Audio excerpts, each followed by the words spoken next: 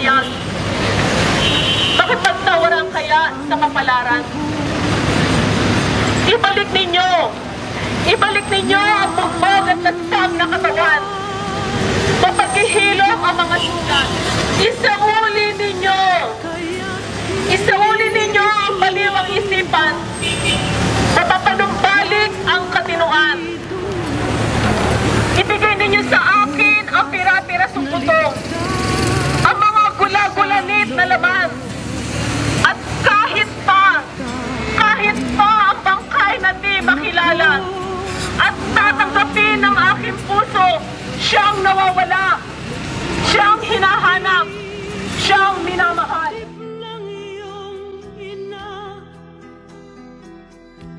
Mga kamay ko'y masdan, para sa'yo ay sugatan. Hanggang ngayon ay hindi ko pa nakikita yung tatay ko. Dahil doon, nandito ako bilang miyembro ng Desaparecidos at bilang anak ng isang desaparecido para manawagan kasama pa ng ibang mga kasama kong miyembro ng aking organisasyon na ituloy na ang usapang pangkapayapaan. Para po sa mga katutubong mamamayan, napakahalaga po nito dahil ang pag-uusapan sa kasalukuyan o dapat pag-usapan ay ang usapin pang-ekonomiya na siyang ugat ng tunggalian sa Pilipinas. Naririto po kami para higit sa ating pamahalaan na ang kanilang tungkulin ay likhain ang batayan ng kapayapaan sa ating bayan. Ang Sulong Karil po ay nakikisa sa iba't ibang mga sektor na naririto ngayon para po ipanawagan na sana po ay magkaroon na ng resumption ng peace talks.